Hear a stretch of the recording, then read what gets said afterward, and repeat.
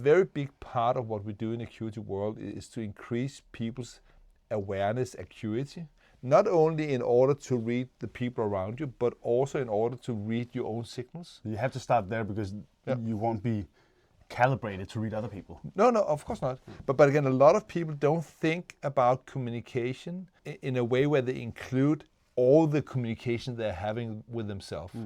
So they're so focused on what to say to other people that they forget about how they need and want to communicate with themselves even before they step into the meeting with the client or the colleague or their friends.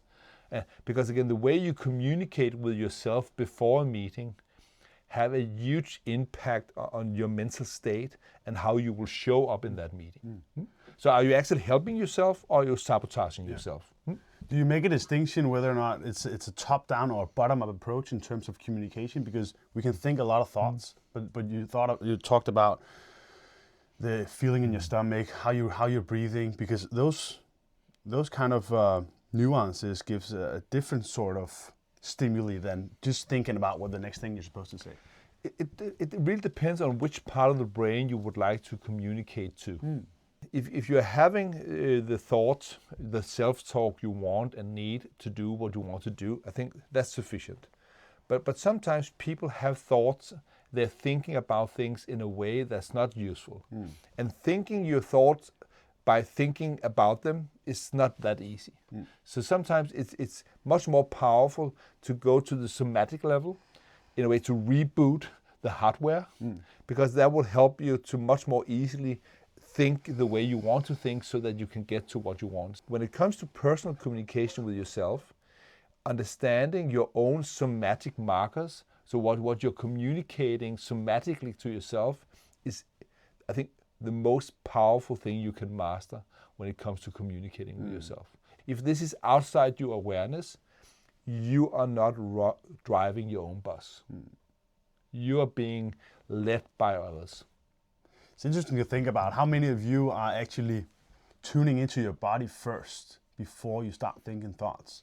It's a conscious decision you have to make, and I don't think it's one that we've been accustomed to doing here in the modern Western world, at least. No, I think most people have this idea that I just have the feelings I'm having. It's not for me to decide. Exactly. But I'm saying, wow, what the fuck? It's your feelings. If you know how to communicate with yourself, you actually have the option and the possibility to feel the way you want to feel despite what's happening around you. But it takes skills and awareness to actually be able to do this. So this is what I'm talking about when it's really about personal communication with yourself. It's both what you are saying to yourself in your head, it's how you say it, with which tone. It's also about how you feel, but it's also the pictures you make in your mind. So it's all of these things in combination, which for me adds up what personal communication to yourself is about. And that also translates directly into communicating with others, because if you are just running on autopilot, so to speak, with yourself, then you're also much more susceptible to other people's opinions or their ideas. So when you communicate with others, how do you distinguish between figuring out or balancing out the way that you communicate, the direction that you would like to go in, versus the inputs that you get from other people? How do you know that you are driving the bus, so to say? I think first and foremost, I think what I'm always aiming for is that when I go in and have an interaction with another person, I don't want to drive them anywhere they don't want to go. And to be able to do that, I need to be at a starting point where I don't need anything from them. So you're the bus driver sitting and they're coming into the bus. And then I would ask them, wow, I'm the bus driver, and I'm being paid to drive the bus. Where do you want to go? Yeah, exactly. And then I will take them to where they want to go, because then they will pay me. Exactly. Yeah, it's very simple.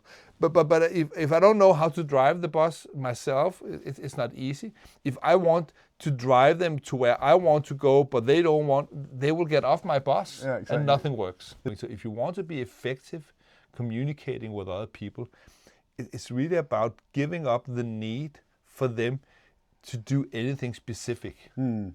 because otherwise you will not have a really good starting point for actually interacting with other people. So I think also a lot of people think about when it comes to communicating with other people is about how can I say what I want to say so that people do what I want them to do. And I think, of course, this have a place, but I think very often, I think when it comes to personal communication, and if I want to really do it at a high level, I need to shut up. Yeah. I need to slow down.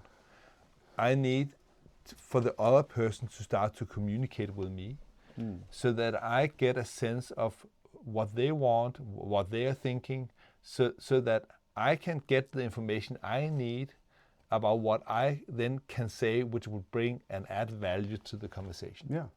Sounds also like a much more comfortable way of interacting with people. Yeah. So why is it so difficult for somebody thinking about the next thing to say instead of listening to what's actually being said?